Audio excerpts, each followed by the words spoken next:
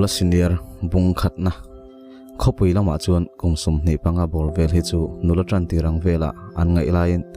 thingtlang lama ve thung chuan Nula Senior unto an hanin ti chho tran ve thlaroka adik chho ve viang mai nula le tlangwal an tam viang lo wangin pol sang sanga anin mangma chu chuan atilang senior ma ta thin ani ber chung kumsum ni pathuma tanga kumsum ni panga velpo anin lak senior em na khovela chuan kumtam tak lo nula ve to mau thina po voi tam fe lo tang ve to nula rempui a oma a mela thain a pian la amoi tok em mai le ngala ma se adu zonga tong lo nge tlangwal lam reng hi angai sak lo a hlim na chu a pot hun tlar dala pangpar chi sang en kol le a zo te chatla vel khir chu ani ber to a ama ang boka senior lni thian nu anei bok an panhi khovela chuan tlangwal chelo le ngai zong turain zo te cute le pangpar chi tharin mun an changlian zoka pawalai puin an chei zuk thi ti lo chu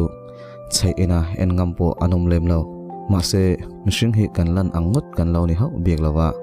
an ni po hian mangai tu chu an mamo ve tho mai thei ma se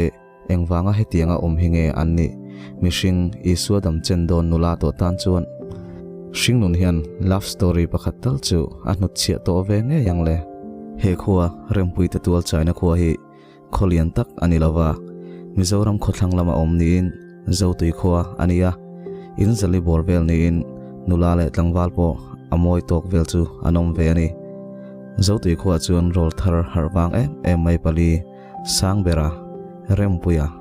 rau puya le rin hlote vein anni thian ho hian hanza pa em an nei lo tlanga hayar kalai vek nin class 11 an zirve meka an thian ho chuan rempui le eleni chu an star hlum view nge ya an no pan deuh lai tang to an ngai zon ron nin a thalak te chu anin thon kual na save thin le a arukin thla an lak sak fo thin bok rempui po chuan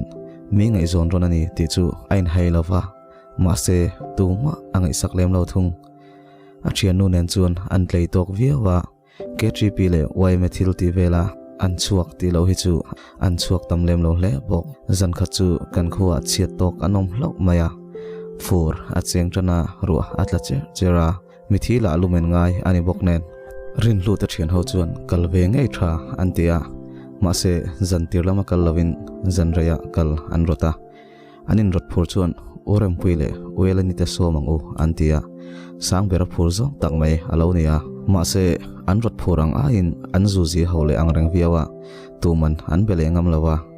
dar som bakhat vela chuan mithin lampan chuan an chuak chau ve naka rempui le elani po chu an thian dang tenen an local ve meka rempui chuan rin hlu chu kha in tlaiwar ve dong ne lo in watlangwal to ve alo ti zewa lai tak chuan nia nangni po ba ni chuan a hantia an kal chak sata an kal pela an hanin chum dota rin hlu chuan min be bik tin a hanin ti thei viawa midang hola chuan tuma abiak bik lo kha atong thei berini lo chang ani kha tin abiak bik ni chu anin chu laya an hlimna tok asang lawa an bei seila asang hek lo rempui le eleni kaule biak vel chun du tok lom em mai zan arai tula zai an tula sulfalam an sawar tana rin hlu ta thian ho chuan elani le rempui ta thian dun ngot chu an ena an zai tui ve tak theilo an thutna bula mipa ni ta chu an han chak ve ruma za theilo na strip khatal ei tur se an bula chuan va thut sak kha an chak tlang ani te chuan zan huna liama khofing chatin nu le pa te an ron lang traka zoin an trin ta a ni aliam zela khoarin zaipo oyem hun top zan alo thleng ve le ta ropia chuan section group atangin rempui number chu anei thei hlawa ma se an text ngam chuang lo atopa chuan rin hlu ko ta an da ta nge a in thlashum takin rin hlu chuan orempui zanin izai do nemle ti chu awathona rempui chuan rang takhian alo changa zai mai thei eleni hi kal pai chelawa kalpui ka nei lo chuan ka zai lawang alo ti wata zaila ti chuan reply le wata rempui chuan edp po ka mulo tungei ni tin han zota rin hlua ani thu chu soin rempui chuan nuilai emoji chu aron thon tu ra azakru angreng lea ma se aron typing le ngal wata oi in ti tlang wal to e mi lo pan ro ti chuan ron changa an thian pali chuan an es dol mai an vapana khoharin lampan chuan anin zui ve nak naka an zakru hle na nuaman ti viak boxi aruk chuan anin kheule zewa rempuero nula senior to ti taka za anei lem lawa alo fel phian bok nen a fiam phai bor bora rin ai chuan anin kom khom thei phiana an thian zinga chuan ro pe hi ni deuh hui mai nei za thak deuh mai hi nia thil soi phong mi ani bok nen an khap runa sa hle a zai khom na lam chu an thlenga rempui bula thut chu anin chu rut thewa rempui po chu anui ru deuh teta mi an tam ve to bok nen anung kil sira chuan an thua an buai vel lai chuan rin hlu chu rempui bula tak chuan a thu thaka ro pe le sang bera chuan phun nung chung hian phakara la hi an ti zoi sapa ti chuan tui tak chuan an zaya khohar chung te tanga thu sei awm lai chuan a sei rei deuh bok nen rempui chuan azun chu thu rin hlu chu hril ru sepa a beng bula rempui tong chuan a mul thi ti ding sanga a zam chheleya nuama ti boxi amur chu hi ni ber mai an chuak duna midang chuan an lo en ha hloma rin hlu chuan lo thu ro chua hu ka moi lo ti elo tak chuan han ti zui saka ro pe chuan phakar ati deuh hluka sang bera chuan alo khap wata an chuak don ta rempui chuan rin hlu min lo veng ro ati zoi sapa rin hlu chuan o khur deuh der chung hian o ati thei sha ma rempui chuan lalut na lawang kamunga kham lutuk atia rin hlu chuan nia thu sei rei boxi mithi chanchin zong sei chua tume moni alo ti ve sapa rempui chuan o zanin bak soina huna om tak to lawa a am ve ani so alo ti ve wata chu poni se a chanchin te chu kan shefura a bak te chu soi vak khera tu lawe lom thun soi do le soi mai se chumi minister pu chumi na papa no pei lai zon mak pa nia ti vel khleng hin soi vak zela so tu man ngai thak lo so an phun murmur so alo ti ve wata rempui la chuan o tun lai no pang ho la he in phun pe si sutiang minute somni pola soi lo so tin zilfiam o takhian a han rila rin hlu chuan no pang kan to lo a nakuma vot ka thak thei thaks don alo ti ve bara rempui eng party ngai tran a han ti zui zata rempui la chuan nui ar pain oi ngoi te vot hi trumli ka thak ma turani toin ka ria ati te daya rin hlu po chuan hawe ti pa chuan anui sak rengota hawlowe min piro alo ti ve bara thim hnuaya po chuan anui mel chu amoi ni ti hairul anilo rin hlu chuan a hawe mai kandamanga kanla thak venga kanin rol chho mayang ati tharengota rempui chuan tite lutang naute ho kha an ngai lo thalawange ati deu khera rin hlu huat tok chutling leya inti upavia su ati le khera kalpa chuan rempui chuan ke inti upa poni lo ka kum hian min ti upa lo kha ka bek hi kengte tina bek chu pe a an lutun le naka thu sei po chu alo zo ve chi a zayan zo chuan an tha a ti hawin an rual om dan tok an urempui chuan a thiam boka nuam an ti tlang der hle mai nuam ti fal bik rin hluai ro manglama du thu samram lama a urempui ne na lendun a thak lelna chuan khumlai zol thentir wat achaka angoi de run renga rempui ten zon an thlen chuan anin mangtha sapa rempui chuan kongka bula tang chuan khoyange rin hlu kha trin diala ti du kherem aron tile shama rin hlu la chuan kalro tina lo nui vara an hlimtla hle ni aliam ve bek zela zotui khwapo mani boy chuan an boy ve nang hloma rin hlu te thian hole rempui te po anin nel zualin anin kom ngai tlang ta hle a zan kha chu khwa athiangin chu zan thiang ti moi zual tur chuan a khat moi tokin rc an lang phewa rin hlu chuan rempui chu biain an ti reitel tela rin hlu chuan rempui bialpa te hi nei to em ati hlol maya rempui chuan oi in pian ve ma kha chuan patni thum vel chu nei ve to e tina lo ni san maya rin hlu chuan oi lo mel tak hian na ka pian mai me mani lawang tuna hin start te nei lo em ni atilea rempui chuan kuma tam lu tuk to hi chuan mo ngai zonga hian ngai zong te hi kan nga start ti vel ai chuan reason bu fai tha le thalo te hian mitala to a nula na khat mani la in chung khura pa ber ena min en to china chuan star tour le min star tu tur hi anwang phar to mai ni tin anui ara rin hu chun star tu te chu inga em mai a ka sheve reng kan hire teacher po hian angai zone em che hi alo ti ve wata oi nangni hi min chuim ni taka ngai zong nei ka over to a ka buai pui man lo mi hian min buai pui se ka du tok tin a fiam thu zui le a ini nong fiam thu zel lo te kai point ka star rap thak che ati ve tol maya a zak ruang reng le a phone po chu a beng bul na ya chuan ada thangam lo hiala ma se rem pui bok chuan oya ler mai la chuan ka fa te nen inen kom rualang khoi mutuang wangwang to lo teang atia phone chu an data a zan arai tula fur ko chin hi chu hriat thiam a hara van athiang kuk rengemo tipo hian railo te a chum alawin lumlet buta ruwa hi aron bole hok mai thina rempuila anule pa upave to tak tenen chawa khusa ania ama chu an khuwa private school a chuan athok vea chu anei ve ber ani towa ruwa sur hi chu ngaya anei maya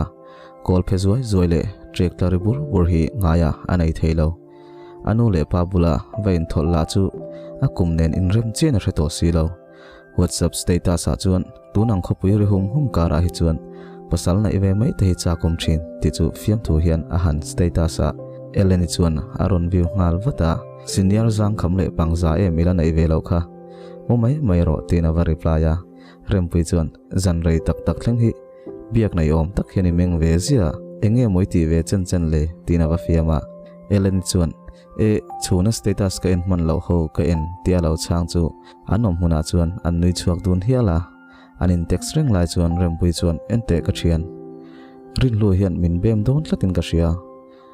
o alo bem te chuan lom hle ro isu ang de wain ngai la lo ia stop mai ro oi ka fa terwal om vel ngai zon te chu a atile rama a shrimrin isu anen enge ken khai khin chan tur eleni chuan o isu point no pangte te ka ne na han kalti rula narsu ati kha no pangte mangai tu tinan fak chenga alomum don emasin tina changa rempui chuan ini noma amel te chu azia ve re tho mole ma se kanin kara kumatam lutuka eleni chuan o kumte chu number mai anti kha rempui bok chuan ini noma katlei rolak kumsum thum rala kamang ve chawni hi tin annui don boka mute couple tenet kan ti muangang antian mu ve ta a mutmuna chuan rempui chuan an chung ko malam hun chu angai tu arek reka skula a hlola chu atlem sia anole pala tar chaklo mai anni bok nen a malam hun chu thim ati hle a eleni te chung koiro apa sarkar na thuk ania mi angin hausa hanti tur nilo ma se dam chung khosak hanlung kham em tur an nei ve vak lawa zautui khwa phei chuan a khosak nuam pol tak ani ti chuan asuang to na le abai sei na te nena ain kom rek lai chuan amit meng chu lodul ve tialin railo te a amuhil ve ta sia ya hun le ni a herve sheta fur hun po akiang tana zautui khwa point jing chuak nung sar mai an mukha to bok nen ni aron lang chu an lom hle a chu jing ni chuak chu amoi ngang maya khwa a thato don ani hi tin nule patam jok chu ma taka ramlama anliam sanga rin lu te thian ho po an nule pa te fe an du hloma wangin ma taka chon aya school culture chuan an siam sanga an ti dan thin ngai bokin an veng seta chuan anin ngak le thap to an kim huna an kal ho mai thina chutia anin nga khom mek lai chuan thok le khata ni chu ti thimin nauma thli aron thok thut boka ro pe chuan pathian local don aniang thi tai leng tin nge kan tiang ati chul maya rin hula chuan mola engwang ngotin nge lo kalang chum jinga lo malo kal don chum po jin lo hi ni aron thim thut ringot ani hi chutia asoi mek lai chuan chum lei wak chuan an khokong an sarkar chak tak maya an siam an tho chak e mawanga tui hokin alen raltak claim metal chu aron bo phaya chum lei wak chu aron tol dela korwar ha in mi pakhat aron pheibok ropui chuan a hlau to tak zet rin hlupon han hlo tumvi ma se angai athabik to lo ropui chuan thianpa elodam chuak bi kani chuan in thlasung ti hriat tak hian ka chrome history kha clear ro ati zoi sapa thinga ti pa chuan min won lote ati vin lora korwar ha chu ron nai zela aron kal chak tial tiala rau pe chu atol nung sot sota set thlang lam la chu kham sang lu tukani boxi aron nai zela aron chak tul tula aron tlan ta thuda rau puya atre thuta lal rau pui min lo ngak ro ka ti cheni lom ni ti pain sang bera chuan rau pe tu khoma chuan aron beng pupa an tho hala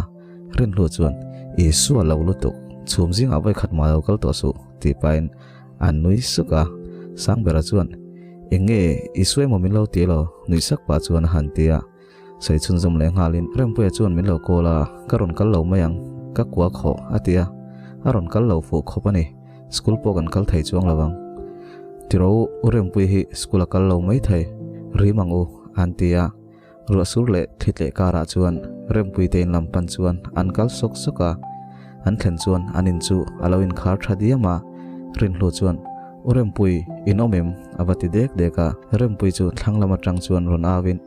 rin hlu bright karon choi thate bel pui nen khan ti in tui chu lo doa abuai lea ninom mintir le ngal zata kal tamai lo chuan sang bera te pon om ati khera o invite chuan local ro tin ron aw chula ro sur noya chuan an kom thlang tuidon an do na zon lampanin an chuk dam dama ro pe chuan ro sur ngun ngun nen engtin nge tuin nei lo thei atia o hei kan tui zem hi ka thua chulawa ni sadone mokatia kain su tewalom ke korte ro po ka nei to hleinem alo ti vei zat zata anui sen sen boka rin lo chuan iching kan hu vek to lu tangu atia rem pui chuan hriat chu azok nei ti hriat takhian ehe rin lu in chung han ente nichin khan mi kha achuakin ka hria alo tia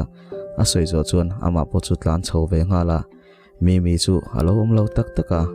ro pui hi an ina len ve ngai vak lo wangin mi chu a mangai lova abang bau hle a mi po chu hre chuang lo chuan azong ve ringot top mai ni an orem pui la amang ang si raife an zon hu chuan rin lu chuan awang muta pona an thing khon noya chuan alo khur be pepa rempui chu kalngalin oi kaduate avotem aparin lu khana mullo chea zote biak mol pa chuan ka hlau thong man lutuk ati zui mola ropue pek chuan tuikuk nau pangin ompui mo katia zote te khachu ka mureng alom alo ti sam eta sang bera chuan mola hoiham lutangu hantia rempui po chu nui saka athin lung tak takina hlau thong mana mi hi akom tam verania aduate mema abiak po hi abe olawa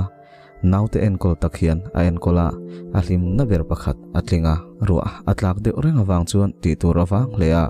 rempui chuan an katlui to tak chu la chuakin anin denga an hlim tlang dar hle rin lu chuan rempui amel dan chu adanglam fal tila rempui chuan a hailo ma se naupang komin akom lui tata hriat lo der zel chu atuma an mit lemit anin tong le se thina chuan rempui po chu engtin mo tak hian om thina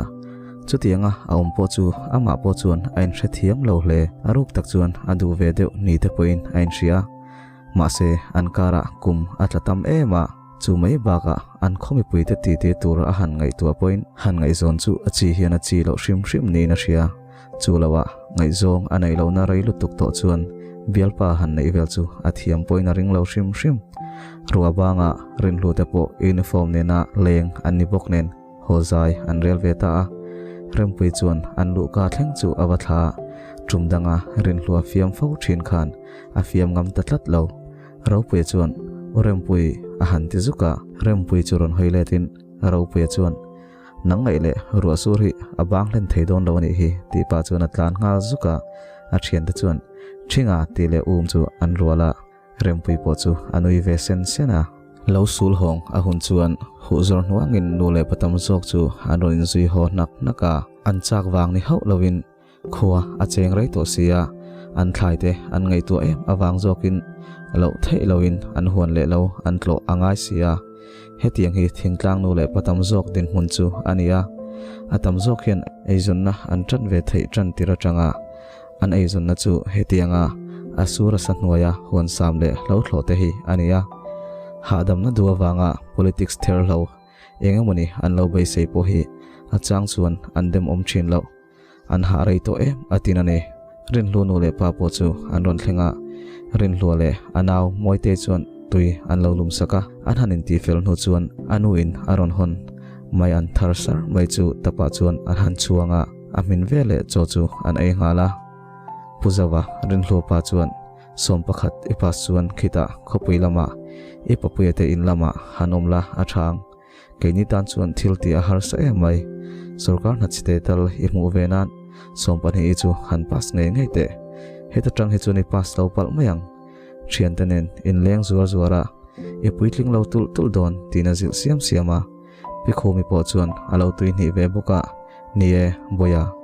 kanin nga nai ni hi tin lo zil ve boka chalui ki lai hi ma na tanga mizo chung ko ro rel na hun poimo tak ani thin re ngani september thabo rok nom hun athleng chhoutana rempui le rin lu po chu anin bena satul tula eleni po chuan anin biak dan chu an fiam thulo ni ti hrethiamin rempui chu ati ti puina sathin le a rempui school culture nen chuan eleni chuin tokin an ti ti dun mel mela eleni chuan hetiang ani tak ro ro chuan idu ve thowa shilve top maila tin thuro na han peya a ka zakalom ala naw boxia chulawa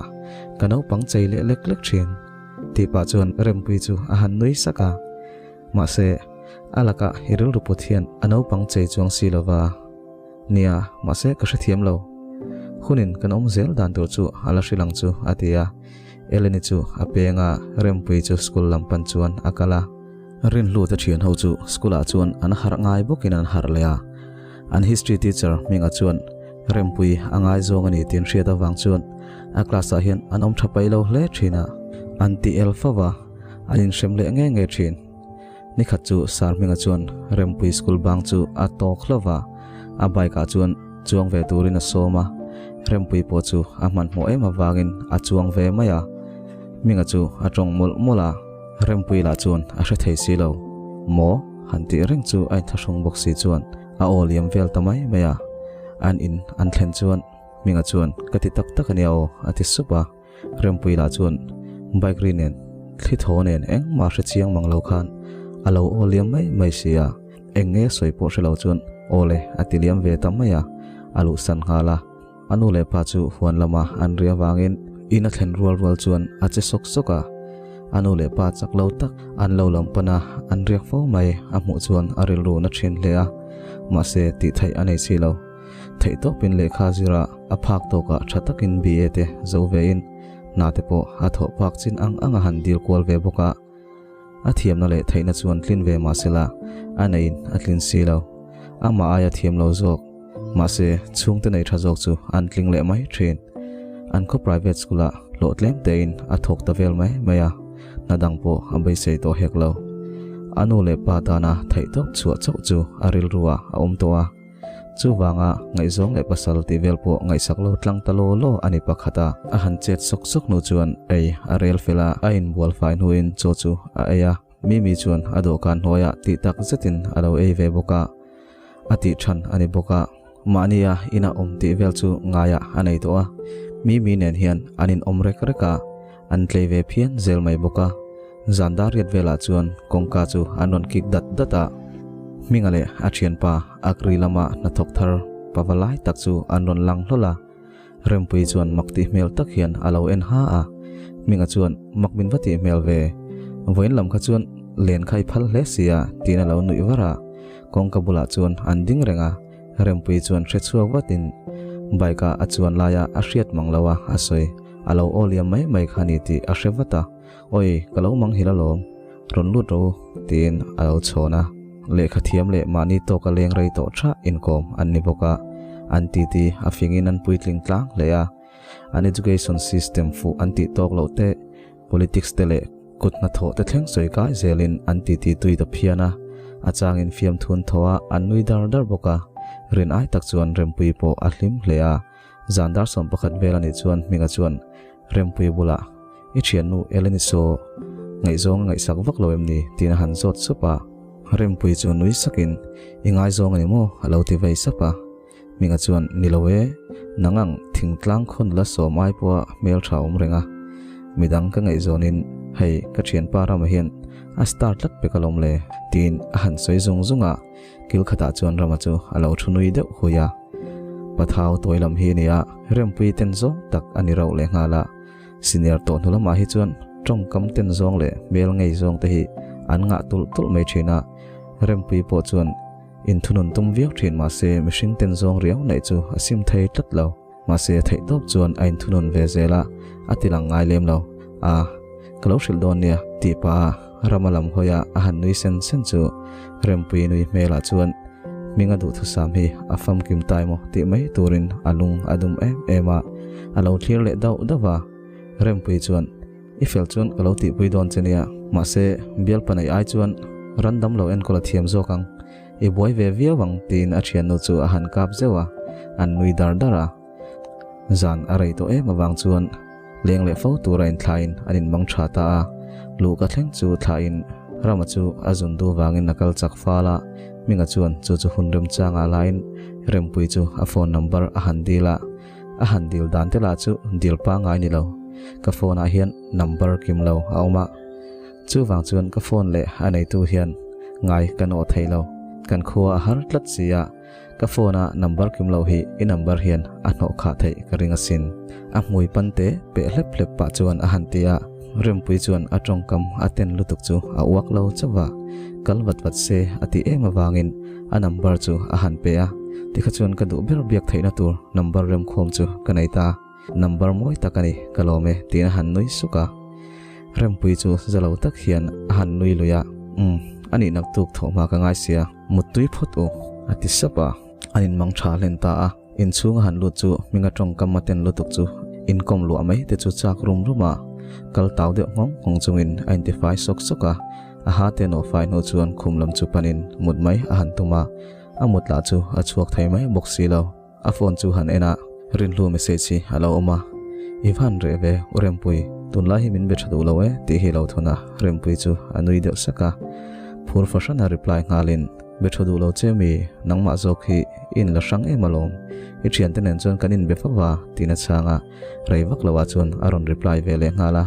kha tuna po min reply har em kha set emoji chu ada rempui chuan in sar ming aron lenga an leng rei lutuka phone kalo en lo lom le tia aba reply chu rin lu chu asadeu zoka thik na chuan aron ne ngala ani chungale nuam itingo tanga o enga ngot chuan mo